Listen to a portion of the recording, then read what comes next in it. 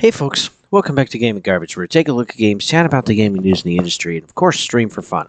Today we're talking about Gaming News Consolidated. This is December 1st through the 7th. Our first week actually in December, which is great.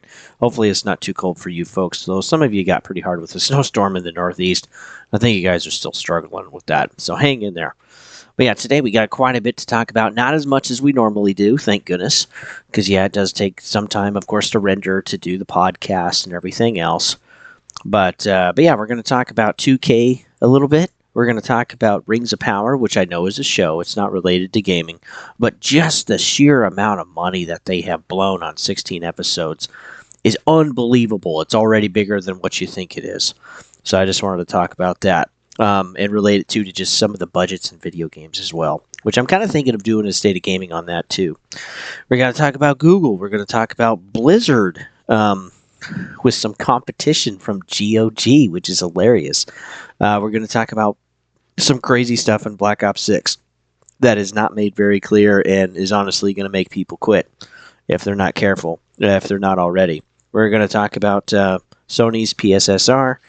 We're also going to talk about Stalker 2, X-Defiant, PlayStation's 30th anniversary, Path of the Exile 2, and oh yeah, we got a bit more too. So thanks for tuning in. Gaming News Consolidated is where I take a few hours every week to watch videos, to look up articles, put it all in one package for you, and put it all here at a podcast so you can just basically hear it all at once. Of course, I don't bring absolutely everything, but it is the most prominent stuff, because otherwise what we're dealt with is 8 to 20 minute videos on one particular topic, or maybe a couple of topics, and then we got to watch stuff like every day or every other day to actually keep up with the news. And two, also multiple channels. So if you ever want to see exactly who I'm subscribed to, you can always do that at Gaming Garbage 22 over at YouTube. But hey, let's go ahead and get started. So 2K is actually ending their launcher on Steam. We've heard for a while that everyone has always wanted kind of their own third-party launcher. That way, of course, they can get data like through Ubisoft and through PlayStation Network and through 2K and wherever else, right? Also, these like free-to-play MMO games, even like Final Fantasy XIV. So they want to have this data, and they can usually use it or sell it or excuse me, or have more options of things to get you to, sell you, to try to get you to buy. And it's kind of crazy, but they're actually completely shutting this down.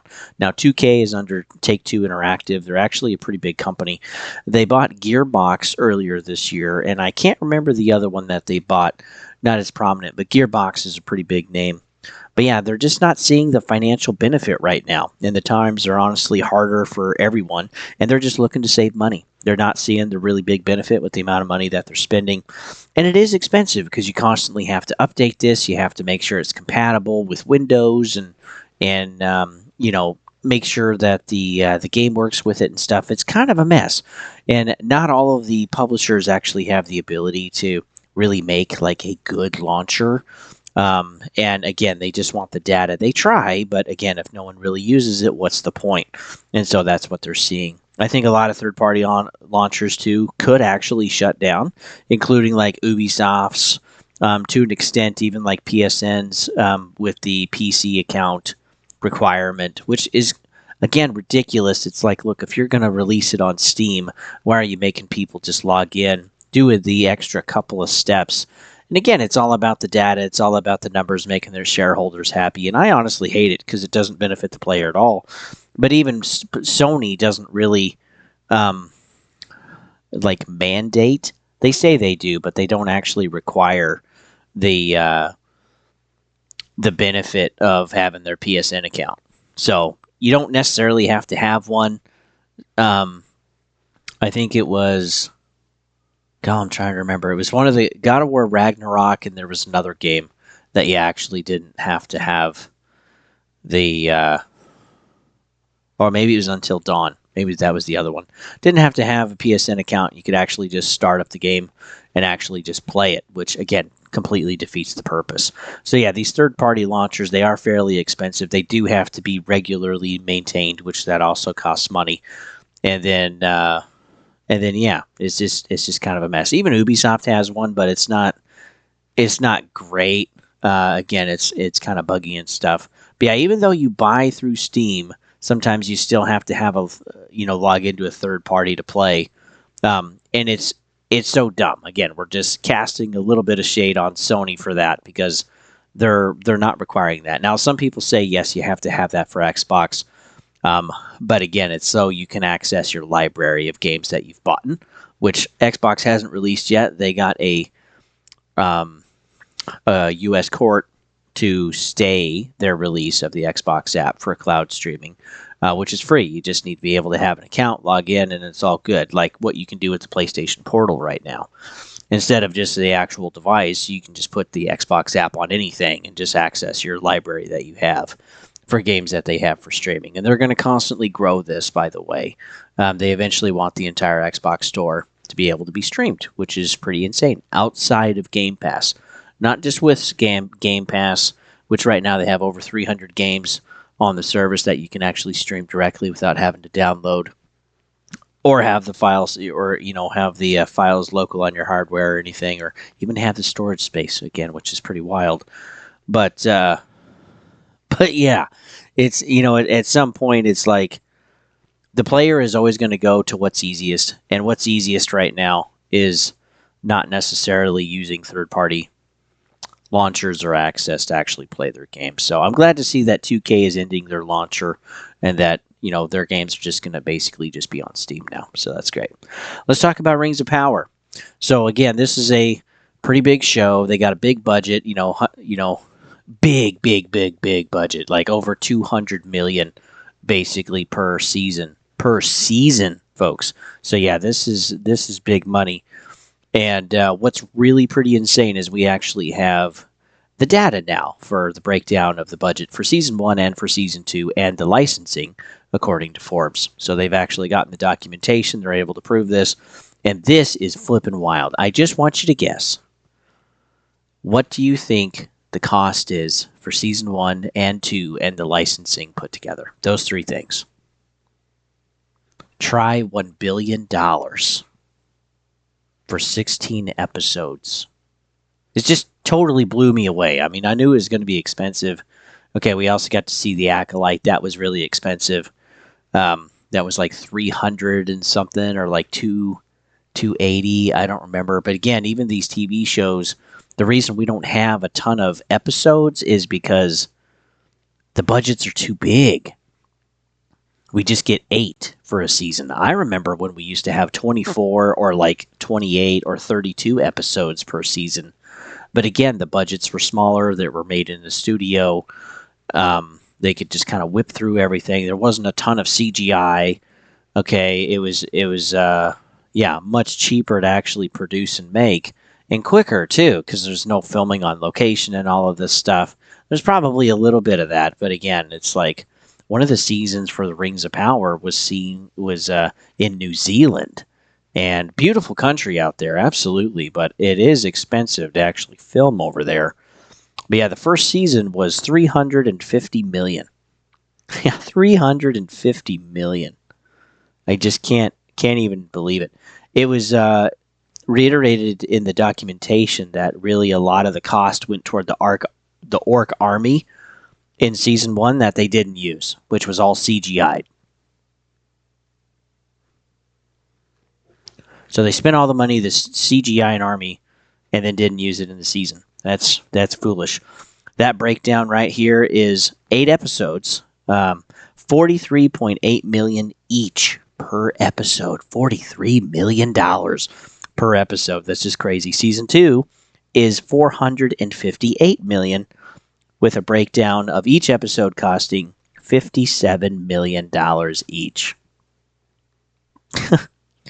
That's insane. That's a total production cost so far, because we're probably going to get Season 3, of basically $809 million. And then when we take a look at the licensing, which was $250 million, yeah, we're just over $1 billion. I can't even imagine really where the money's going. And like when I think of some of the video games, okay, like Destiny was $500 million. We're hearing that Skull and Bones was probably $500 million or $600 million. We found out too because CD Projekt Red was actually pretty transparent with fixing the game, the DLC, launching it, all that stuff. That it probably cost them over 600 million as well to make Cyberpunk 2077, plus the DLC and the fixes and the refunds too. That cost them money. And then we're also looking at like GTA 6 of being a $1 billion video game.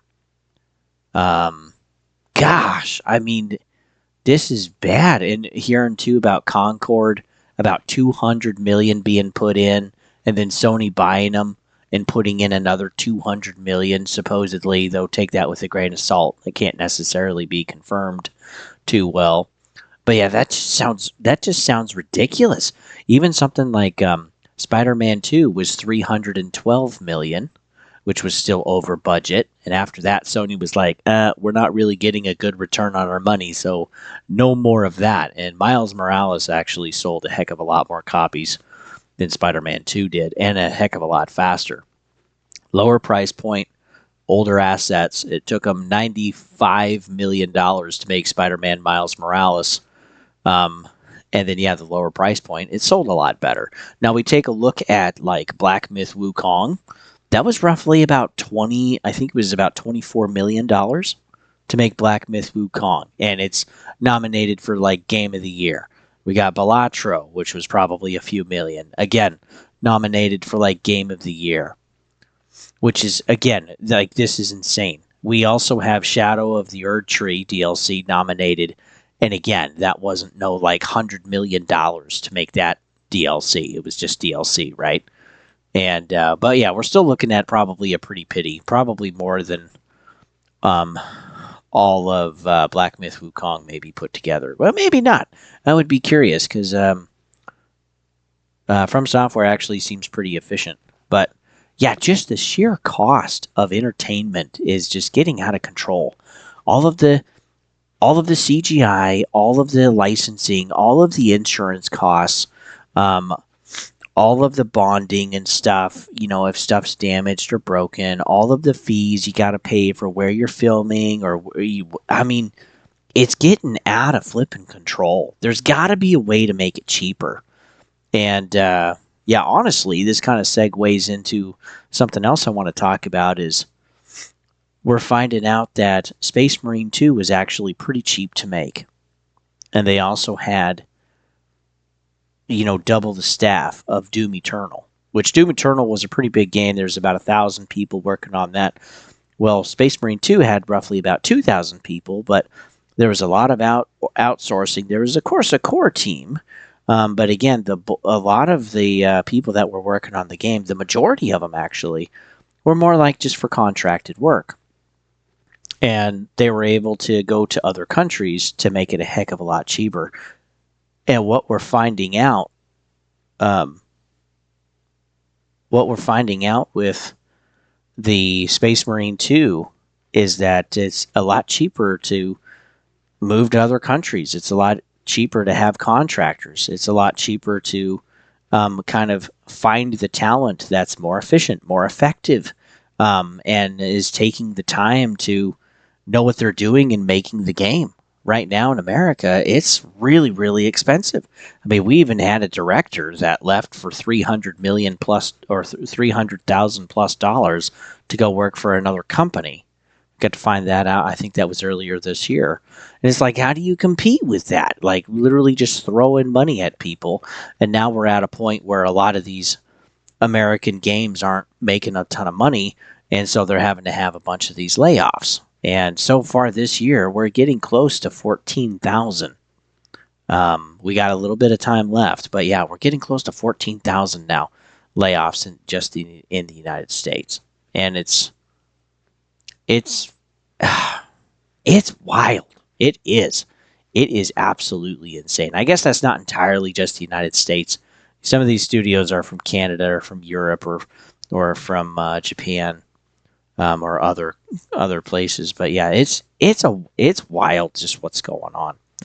But yeah, the fact that Saber Interactive is able to make a cheaper game for I think it was under $100 million. Not as big as I wanted, but under $100 million is really good. really good. And then with the amount of money that they made on that project, I mean, their margins should be pretty good. Beacon Entertainment should be pretty happy. But yeah, Rings of Power, $1 billion so far. Do you think season 3 is going to be over 500 million? I mean, at what point are they just going to stop because they can't even make money? I I don't know. That sounds insane. All right, let's talk about Google. It looks like they're going to be broken up a little bit. There's an antitrust lawsuit against them for having a monopoly, basically, on information and services. The DOJ is asking the judge to force the sale of Chrome browser and the removal of exclusionary agreements, which that's kind of big. So, of course, they make some money on this.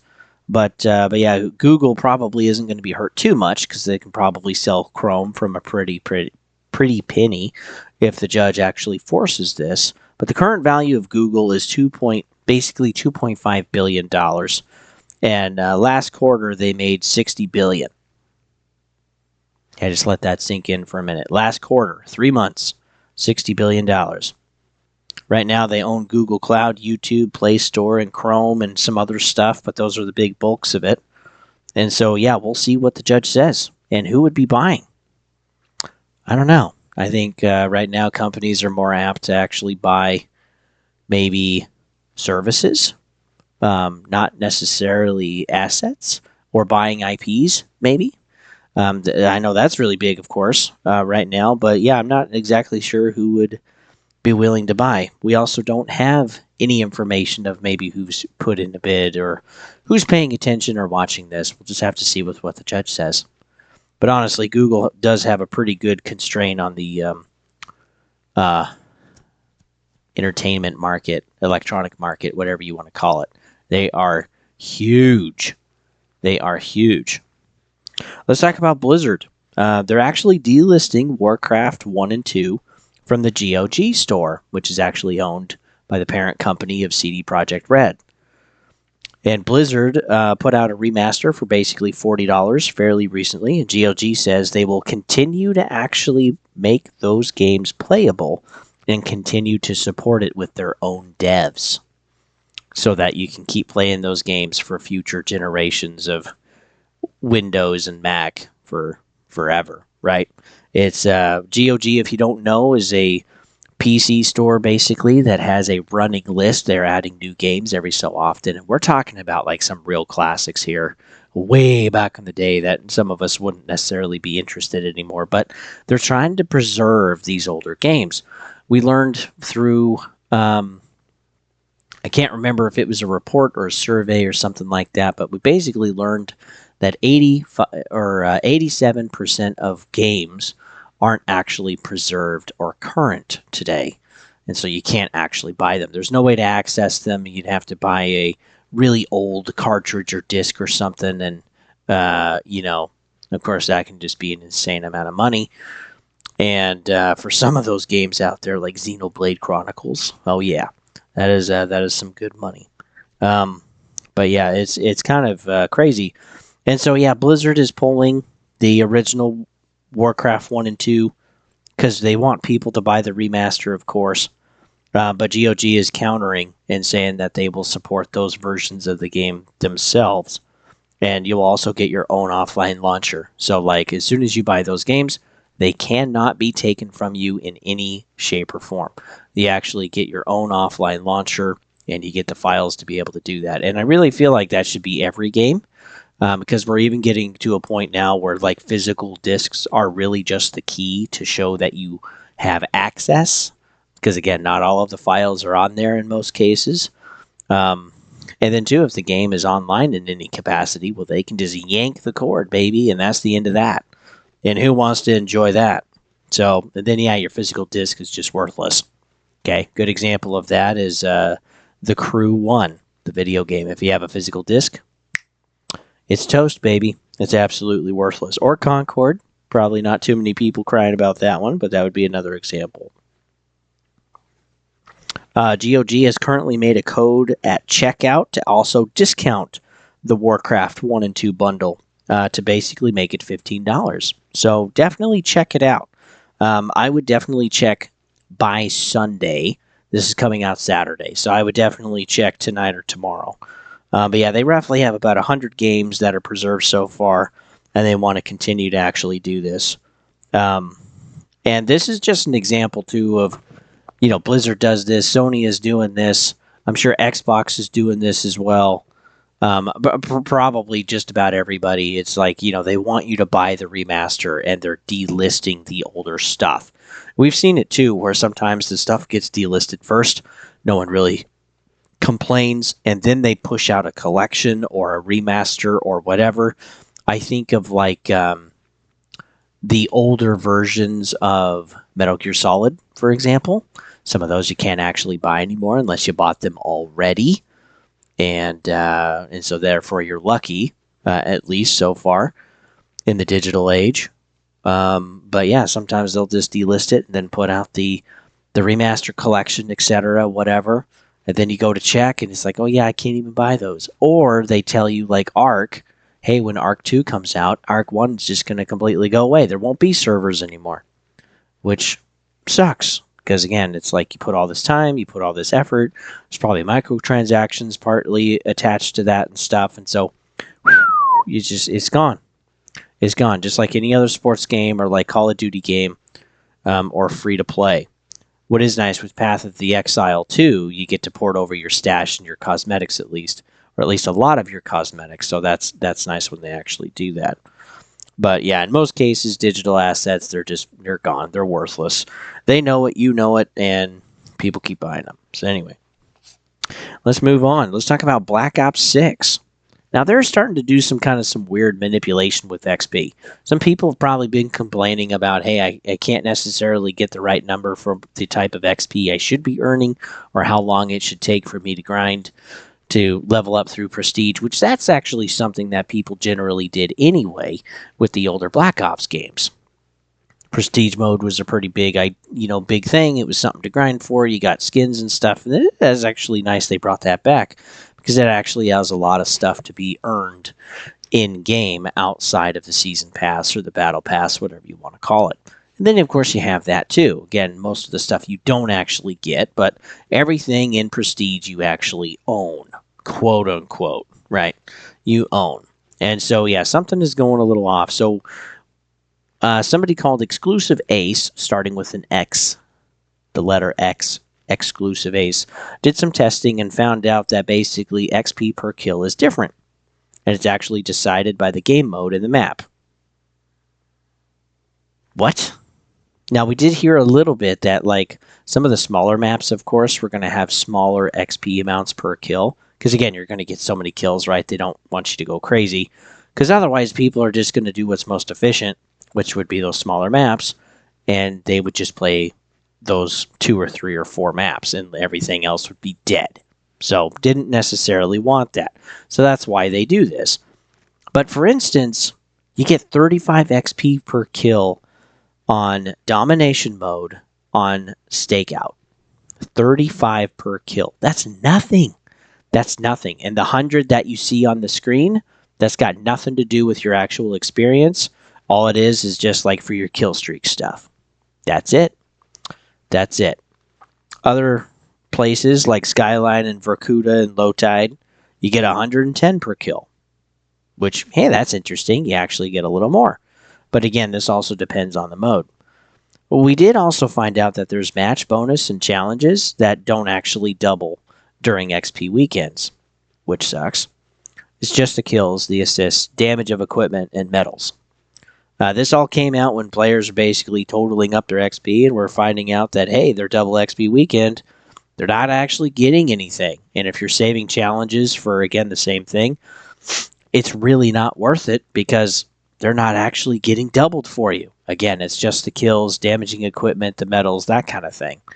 The challenges, and what was the other thing? And the match bonus. Again, there's no doubling there. And so some people have been saying like skill-based XP, which is pretty hilarious, because if you've been following Black Ops 6 at all, you know about the skill-based matchmaking, and the skill-based damage has been talked about some, which again, I don't think that's necessarily accurate. But again, there's definitely some issues with like hitboxes and other and really bad latency servers that are like, 20 frames per second instead of anything higher. So it's just, yeah, there's lag problems and whatever.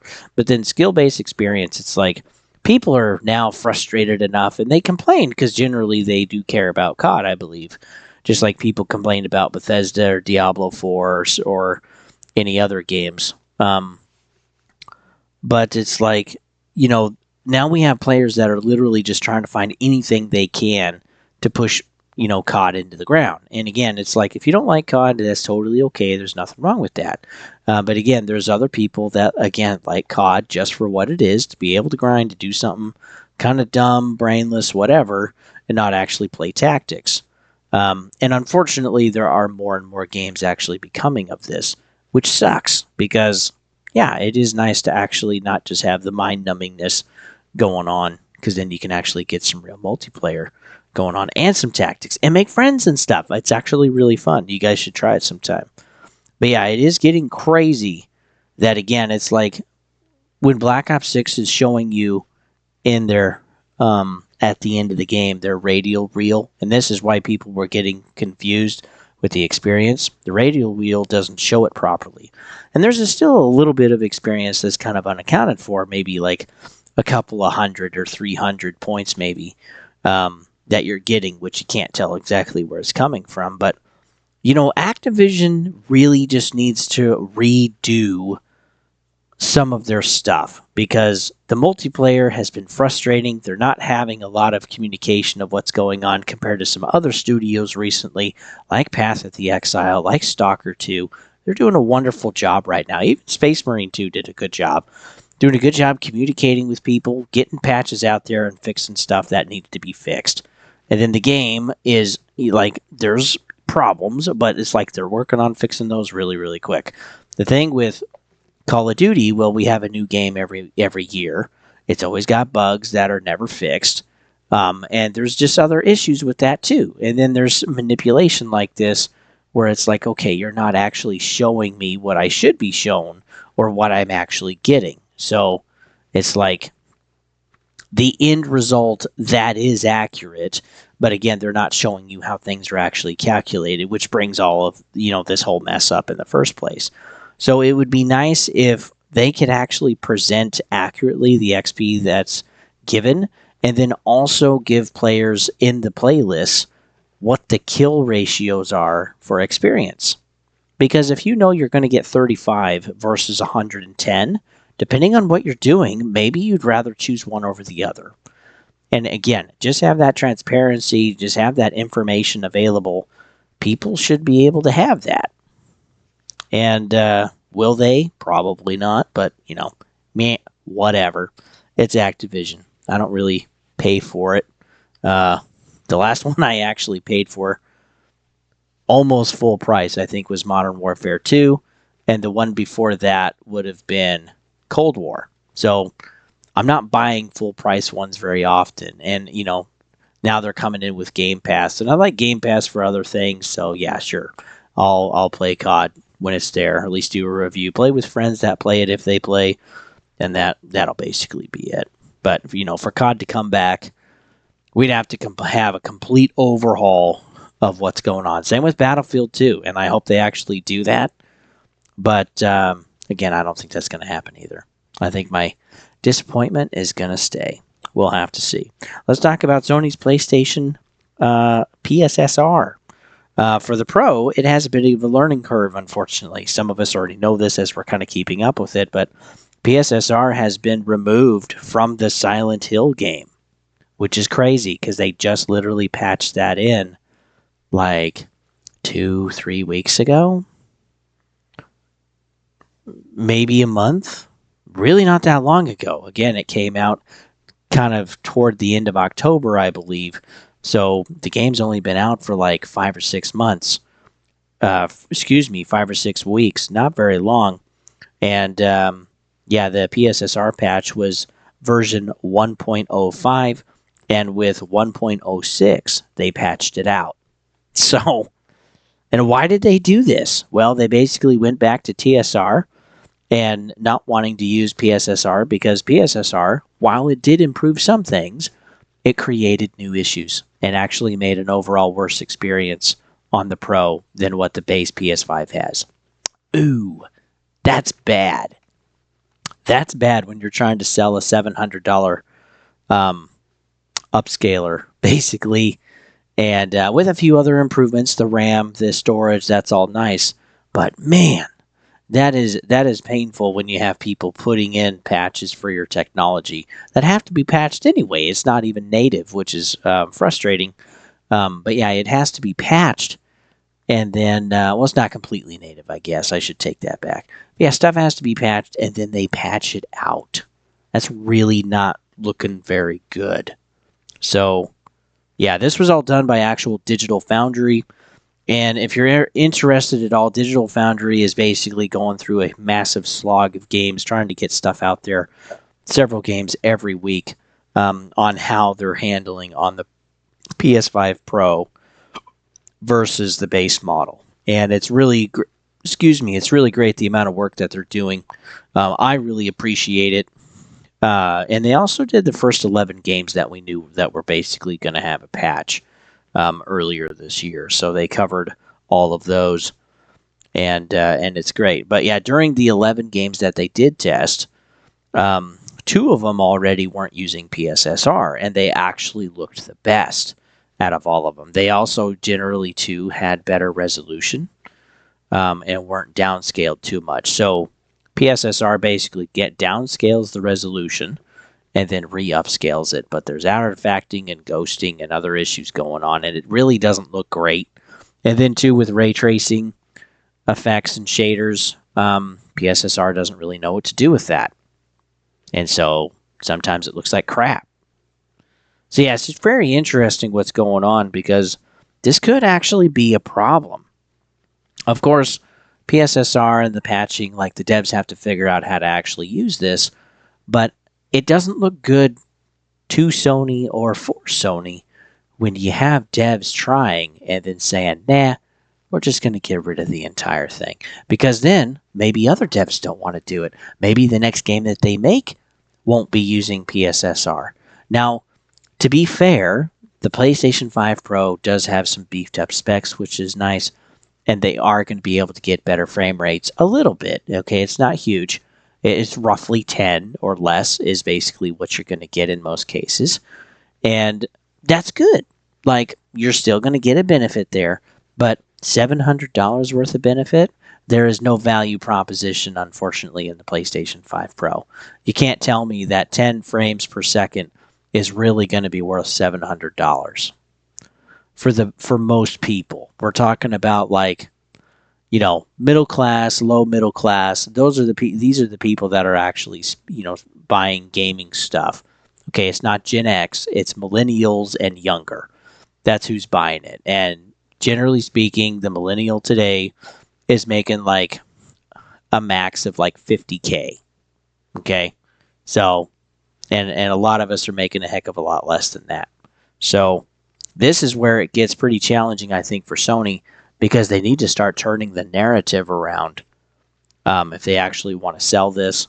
And ultimately, what I also think Sony is doing is they're trying to use PSSR in the PlayStation 5 Pro to be able to get collective remote information from users to be able to improve PSSR for later versions. Because we've already had FSR, we've already had DLSS, and these have all started with like version 1. Well, we're not on version 1 anymore. We're now on version 3, or even looking toward version 4. Well, PSSR is basically version 1. So, yeah, this is, again, AI learning and stuff. So I think it's going to be interesting for PlayStation to get, of course, some of this data and use it to improve PSSR for PS version 2. That would make the most sense to me. Again, I'm not entirely sure if they're doing this, but I wouldn't be surprised whatsoever if they are, because that would be the best use for their actual player base that is engaging with the Pro. But again, if devs don't want to use it, if devs want to patch it out, if the best looking games don't have PSSR, then maybe more devs won't actually want to do it or even deal with it. Well, and then what? And then do people even want to buy your pisser? Because you're just pissing on people at this point. And then it's like when you get your next iteration, or let's say you have a next refresh, right, with the PS5 6 refresh or the PS5 6 Pro, and it's got, I don't know, Pisser 3 or something. Well, maybe you're not as inclined to get it because you got burned last time, because you saw what devs are doing and stuff. Plus, AMD is having FSR be available, their version of an upscaler. It's actually available on PlayStation. It's actually available on Xbox. And it's free. It's free to you. So here's Sony's trying to sell an upscaler with a little bit improvement to native hardware. Yeah, for $700. I still can't wrap my head around it. I'm just in shock. But yeah, for the devs that made Silent Hill 2 to remove the PSSR patch, that's shocking to me. That shows really how bad it is. And of course, the devs, they want to make the best player experience they can for their consumers. And if PSSR isn't it, bye-bye, baby. That's going to go away. So yeah, I found that extremely interesting. Let's talk about Stalker 2. It's getting patches quickly. I think we're on our fourth patch since launch.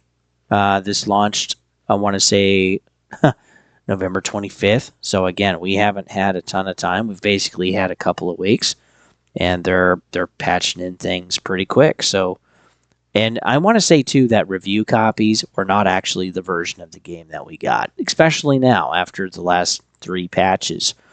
We currently have 101, 102, and 103.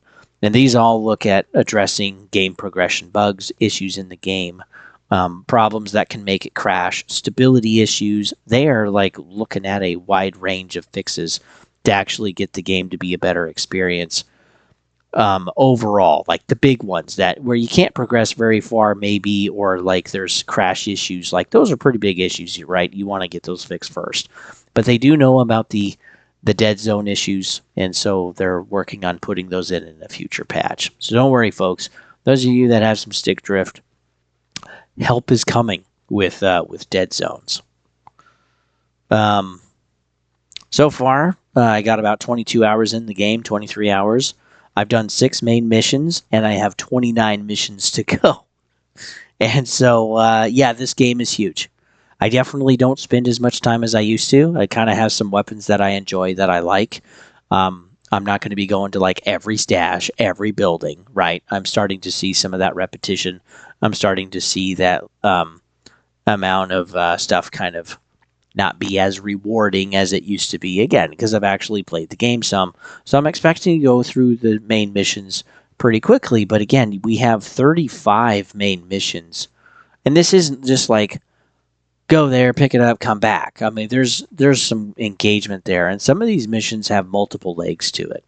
And so, yeah, it takes some time. So I don't think it'd be very difficult to put 50 hours into this game whatsoever, if maybe not even more than that, or maybe even more than that. Because, yeah, we have a whole bunch of zones. I've only been to 3, and yeah, I got 22 hours in my game. It's nuts. I'm definitely not the fastest person. But, you know, take that for what you will. Currently building a list of games for you guys to vote on for next year. So we do this once a year. We put the votes up in January.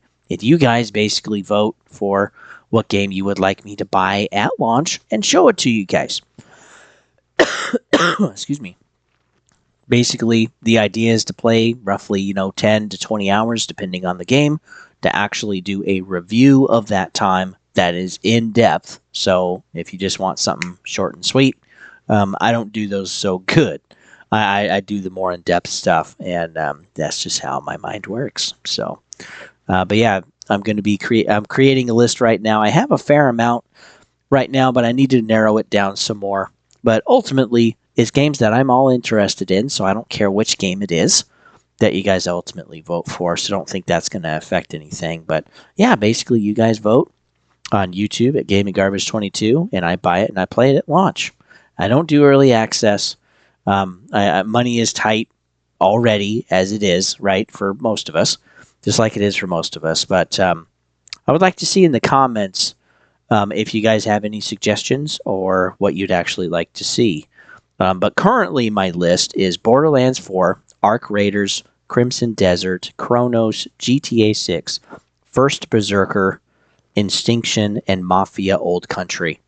And so, again, that is still too long of a list. It's not all going to fit on a poll on YouTube. So, if you would like to comment down below in the video, let me know what you'd prefer.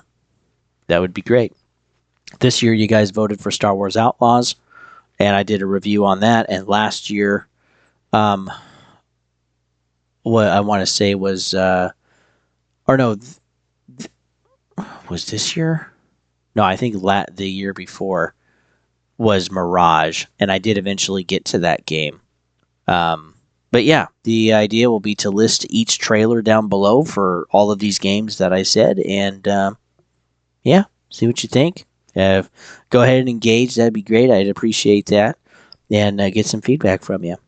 Let's talk about XDefiant. We found out that it will be shutting down around June in 2025. There will basically be one more season, season 3, before it eventually gets sunsetted next year. And this is kind of sad for me because I liked XDefiant. Again, I didn't really have any friends that played it, but yeah, I enjoyed XDefiant.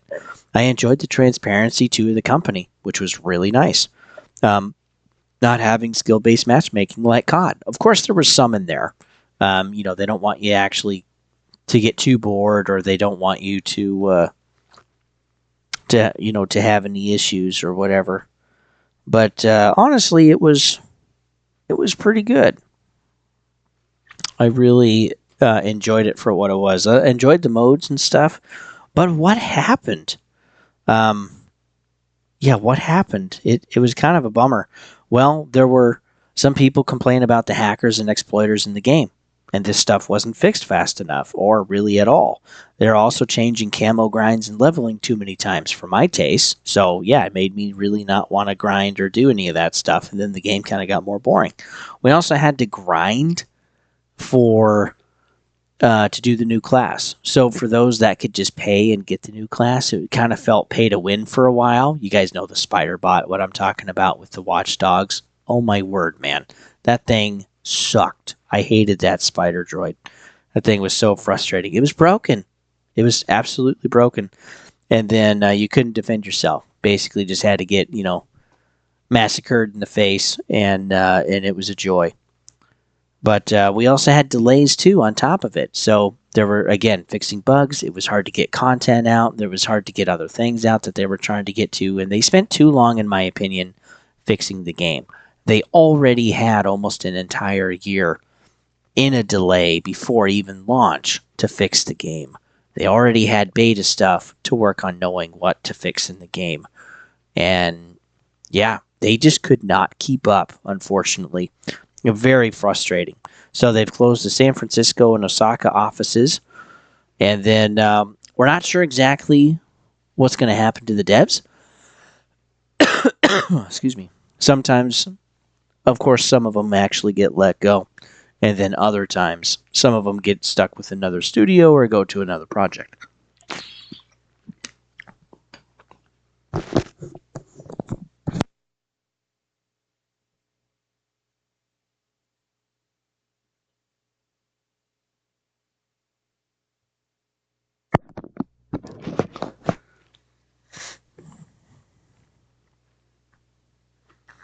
And something, too, is like, they had 15 million unique players in their game, and at one point they had 3 million concurrents. That's crazy.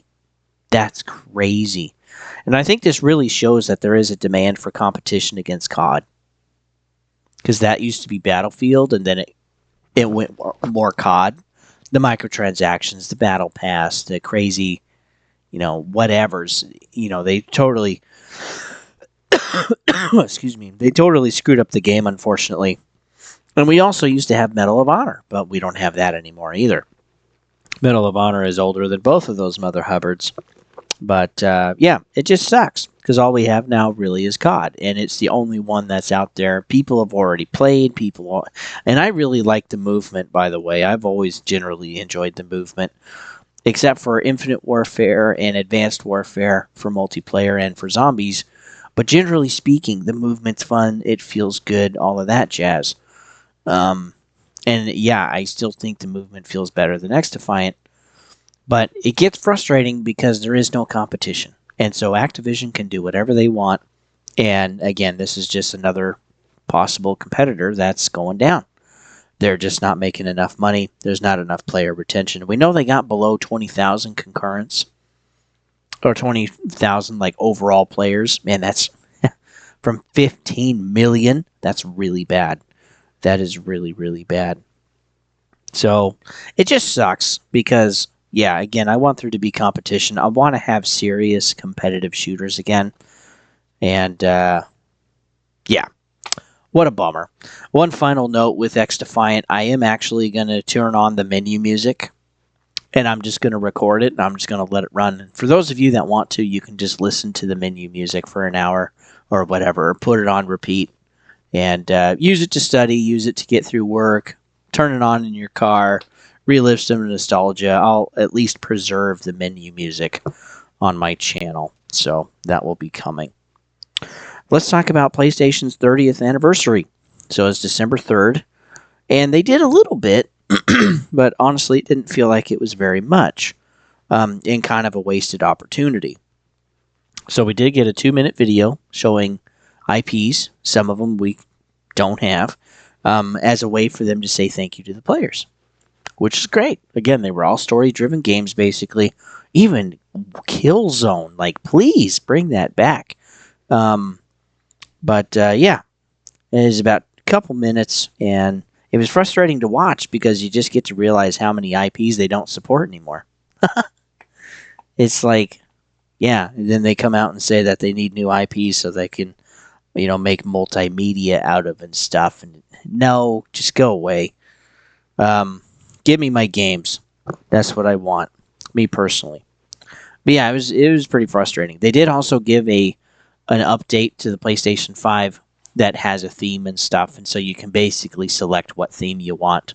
I think it was PlayStation 1, 2, 3, and 4.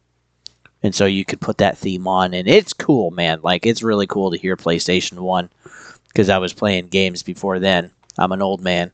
And, yeah, it was really fun to actually hear that in a short. It's just like, dude, it's so good. Like, that brings back so many good memories. Then we have the Sony today, so I'm just not a fan, unfortunately. But, yeah, it's just there. Yeah, the big 30th anniversary. It's like, man, what are you guys doing? You guys could have put out collections, remastered stuff, put stuff on Xbox to make more money, put more on PC, could have done special 30th anniversary statue collections. I don't know. I mean, they could have done anything to make money. And of course, people would buy it and scalp it to death and whatever. But I mean, yeah, they could have done something, but that's all we got.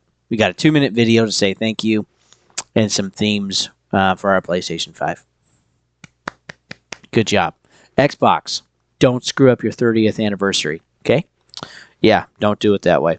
Let's talk about, let's see. Yeah, let's talk about Half-Life. We celebrated our 25th anniversary. There's actually a documentary out right now about the making of Half-Life, which is pretty cool. And the lore and stuff, and just kind of some of the design choices they made. And then there's also commentary and an update on the Steam version of Half-Life 2. For, again, the 20th year anniversary. That's pretty awesome. And, again, that was just one of the games that was just really fun. I mean, I remember pulling out my pistol and just shooting... excuse me. shooting boards and watching them break and stuff. Like, that was amazing. That was amazing back then. That was so cool. We also had Halo 2. They celebrated their 20th anniversary, and they also had an update for the Master Chief Collection, and you can actually go play the demo. I actually thought about actually doing this, pulling it up and putting this up there, because it'd be cool to actually play that. I've never actually played it myself. But yeah, these anniversaries, it just shows how amazing gaming was. I mean, these games pushed the boundaries on what was possible. They pushed what people could experience. And that's what made these IPs so amazing. And I feel bad for the kids today. I mean, they don't know any better. But like if you're young enough,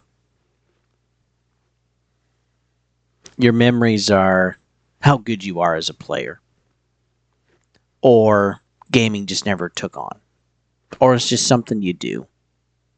But it's not really meaningful. Gaming back then, I mean, it was life. It was meeting new friends, playing with friends, having LAN parties, couch co-op, buy all the pizza and Mountain Dew and stuff, going to E3, okay, learning about all of these games on the same day and talking about it when you got back to school and stuff or college. I mean, it was just cool. And then as soon as a game released, we'd all go out and buy it. And all stand in line outside, and it's freaking cold and whatever, and we get our copy and rush home and stay up until 4 in the morning playing the game and then go to school in 2 hours. I mean, that's what we did. And it was such a fun and exciting time. And today it's just meh. It's just meh. Along with a lot of the IPs, too, that we have today. They're just meh. They're not pushing the boundaries. They're not trying to improve the experience. They're not trying to see what they're capable of doing with Unreal Engine 5. They're just safe. We've seen it before, done it before. They're not creating characters. They're just shoving stuff in our face. And it sucks. Am I a bitter old man? Yeah.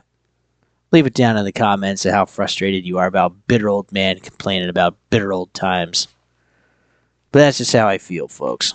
It sucks. And that's why, too, I do this channel. Just to educate you guys. To guys keep you folks up to date. Let you know how good it was back then. Why it was good back then. Show you good games. And also show you pieces of junk. So that we can differentiate what's a value proposition and what's not. Then over time, guess what? You're going to save money.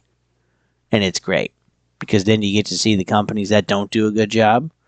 And they start being like, we're not making money. We got to sell stuff. We got to have layoffs. Now, layoffs are horrible.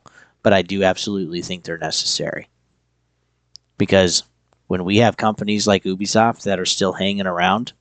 And they haven't had changes yet. It's time for companies like that to fail, baby. It's time for them to go down. Because they have some of the most wondrous IPs ever in gaming. And I don't even know what they're doing with them, honestly. And then they're making some other ones and it's just like, meh. Or they're broken as crap. And yeah. Assassin's Creed Shadows, baby. It's gonna be interesting. All right, let's talk about Black Ops 6 one more time. They're actually going to be having an update in January next month. That'll be interesting. They're adding a Squid Games mode. I actually really want to try this. I watched the first show, a little bloody sometimes. Okay, there's also some content that's inappropriate in there. But overall, the show was actually pretty interesting with, engaging with the moral conflicts of choosing to basically love other people or just love yourself. So, yeah, very interesting. But the idea is that you'll be able to play in this mode against 31 other players, and you'll be in there, and there will be different challenges, different stages of these challenges, and then as you progress, as some people, die or whatever, you're going to be able to just get harder and harder challenges. So players will eventually be eliminated until there's basically just one person left. So think of the Hunger Games, think of, some other stuff out there. But yeah, having the Squid Games actually, I think, will be pretty interesting, and I'm kind of interested to try it. See, and the reason they're doing this is because Season 2 is coming, and so it's just a way to help promote the game and promote the season and etc. So, and I think it'll do a great job because people are excited for Season 2, and people are playing like Black Ops 6 like crazy for the most part. Not on PC. Basically, PCers are done, but console players are still playing it to death. I get to see that in the numbers still on PlayStation Time Tracker. Also, looks like Suicide Squad is going to add a good character finally. we're going to get Deathstroke, character number 4, which, in my opinion, they should have put him right after Joker, but hey, whatever, I don't work there. Yeah, Deathstroke is going to be coming on Tuesday, December 10th. Steam Charts DB shows there's 2,500 players on the 30th. Massive jump. We went from like just over 100 people to 2,500 in just a couple of days. That was pretty incredible. And I was thinking, why is that? Well, Black Friday. They basically had the game for like $20. Went from 70 to $20. Yeah, major discount. Painful. They know it's not making money. They know it's failing. So, hey, some people bought it and they played it a little bit. I bet that's what happened. Now we're on the 7th, literally just after a week, and we're already down to 1,000 players. People are just, you can see it on the chart, man. People are just tapping out. I'm done. And that sucks. But yeah, we'll see Deathstroke. Yeah, will that really affect the numbers? Maybe. There's a lot of people that have bought in Suicide Squad. We know that. But yeah, mostly on console. But man, that launch, baby, and it's just gone downhill ever since. Like you think it can't get any worse, but somehow it does. It's just incredible. So yeah, we'll see if Deathstroke actually affects the numbers. I don't care. I don't want to play it. I don't even want to buy this game for $5. They don't deserve my money. And yeah, I'm glad it's dying. I think it's great. Also, the same with Multiverse. Same company. Okay, Warner Brothers trying to just make some cash. And again, it wasn't ready. It wasn't what we were wanting. They had a whole year to figure their stuff out, and that didn't happen. So there goes another $100 million. And so, yeah, Warner Brothers has lost $300 million by now between those two games, basically. And yeah, that's got to be painful. But come on, baby. Rolling those dice with Hogwarts Legacy Director's Cut and Hogwarts Legacy 2. I mean, let's just blow the boat up. I mean, let's just set that TNT on fire, man. And I can't wait for those to be absolute pieces of garbage. I really hope I'm wrong. Because, again, I like good games. I want good games. And I want companies that make good games for the players, not for the business, but for the players to succeed.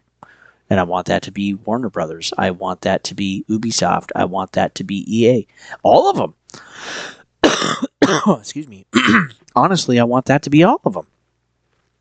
But it's like a lot of these big companies, they have damaged their image so bad with just repeated, mediocre, bad, buggy crap that people just don't want to pay $70 anymore. It's too much. Again, it's not a value proposition. Suicide Squad, never be a proposition for me. I don't want it. I don't want to buy it. It's not worth my time. Time's limited right now. I don't have enough of it. So, am I going to blow my time? No. I don't want to do it that way. Absolutely not. I'd rather play something else. Stalker 2. Black Ops 6. The Quarry right now.